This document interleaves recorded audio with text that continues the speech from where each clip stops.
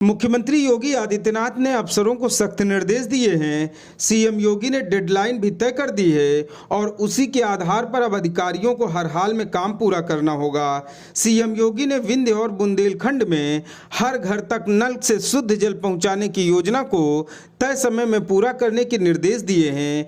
CM योगी ने 15 दिसंबर 2025 तक की डेडलाइन भी तय कर दी है और इसी निश्चित समय में अधिकारियों को अपना काम पूरा करना होगा। अगर कोई अधिकारी बहाना बनाता है तो उसके ऊपर सख्त कार्रवाई भी तय है। उत्तर प्रदेश सरकार इलेक्ट्रॉनिक वाहनों को बढ़ावा देने के लिए पंजीकरण और रोड टैक्स में 100% की छूट को 2027 तक बढ़ाने की तैयारी कर रही है। औद्योगिक विकास विभाग ने प्रस्ताव तैयार कर लिया है जिसमें वाहन स्वामियों को काफ़ी ज़्यादा लाभ होगा। सरकार का लक्ष्य प्रदूषण को कम करना है और इलेक्ट्रॉनिक वाहन निर्माणों को प्रोत्साहन देना है। इस नीति के तहत 2 पहिया और 4 पहिया वाहनों पर सब्सिडी भी दी जा रही है। मुख्यमंत्री योगी आदित्यनाथ ने उत्तर प्रदेश के सभी मंडल मुख्यालयों पर दिव्यांग पुनर्वास केंद्र स्थापित करने के निर्देश दिए हैं।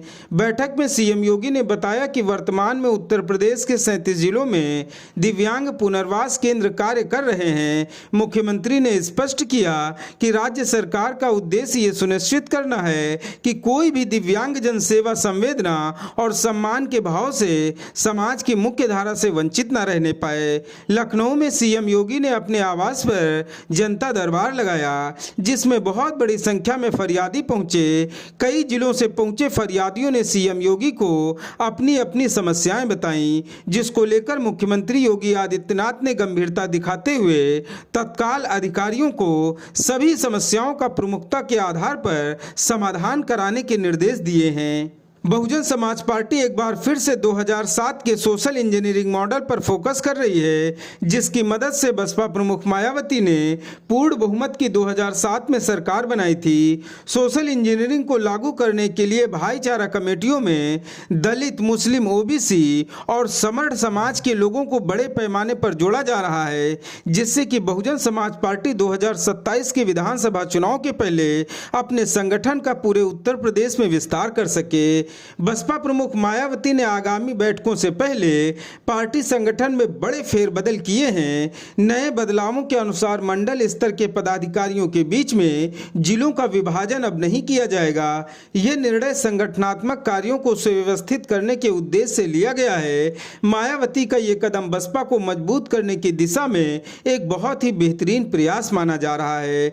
लखनऊ में बहुजन समाज पार्टी की बड़ी रैली के बाद समाजवादी पार्टी ने अब अपनी रणनीति में बदलाव करना शुरू कर दिया है। आमतौर पर समाजवादी पार्टी की तरफ से बसपा प्रमुख मायावती पर कोई भी तीखा हमला नहीं किया जाता है। सपा ने अब मायावती को छोड़कर सीधे बहुजन समाज पार्टी के राष्ट्रीय कोऑर्डिनेटर और मायावती के भतीजे आकाश आनंद पर निशाना साधना शुरू कर दिया है। सपा प्रमुख अखिलेश यादव ने कहा है कि आकाश आनंद की जरूरत बसपा की बजाय भाजपा को सबसे ज्यादा है। पूर्व बीजेपी सांसद ब्रजभूषण शरण सिंह ने कानपुर दौरे के दौरान सपा मुखिया अखिलेश यादव पर निशाना साधा। ब्रजभूषण शरण सिंह ने कहा कि बसपा की रैली में जो भीड़ आई उस पर किसी और दल की तरफ से टिप्पणी करना गलत है। ब्रजभूषण शरण सिंह ने कहा कि बसपा की रैली से किसी भी पार्टी को कष्ट नहीं होना चाहिए। सपा नेता शिवपाल यादव ने यूपी के मौजूदा शासन प्रशासन पर कई गंभीर सवाल उठाए हैं। शिवपाल यादव ने कहा कि गरीबी, बेईमानी, भ्रष्टाचार और महंगाई चरम सीमा पर है। देश की जनता और प्रदेश की जनता को टैक्स के माध्यम से लूटा जा रहा है। शिवपाल यादव ने कहा कि यूपी में शासन प्रशासन ठीक से काम नहीं कर रहा है। समाजवादी पार्टी के राष्ट्रीय सचिव मुस्कान मिश्रा को उनके पद से हटा दिया गया है। माना जा रहा है कि मुस्कान मिश्रा की अयोध्या के हनुमानगढ़ी के महंत राजू दास से मुलाकात की वजह से ये कार्रवाई हुई है।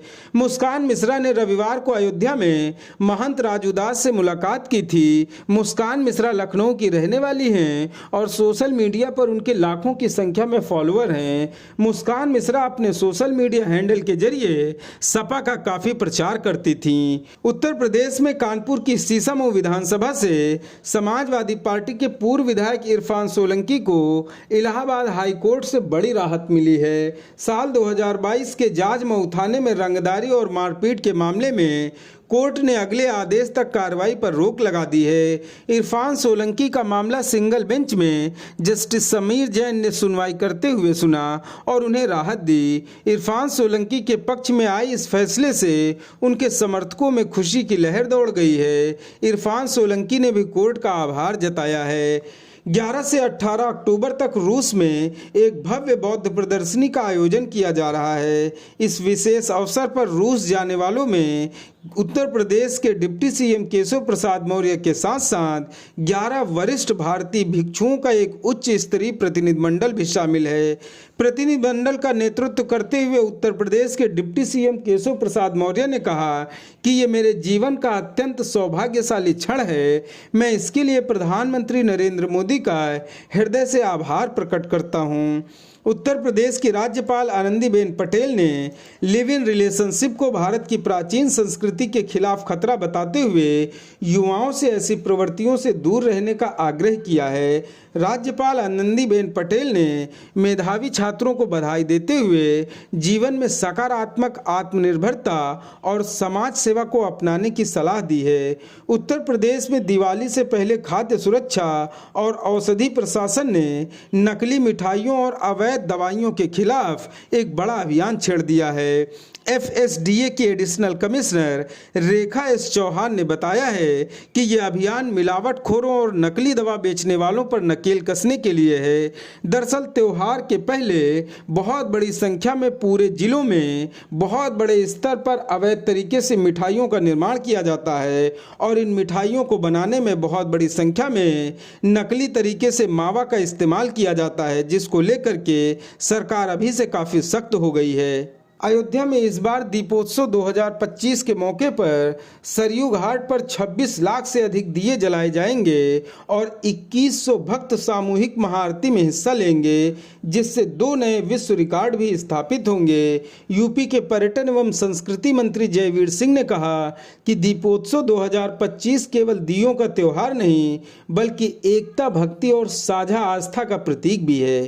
धन्यवाद।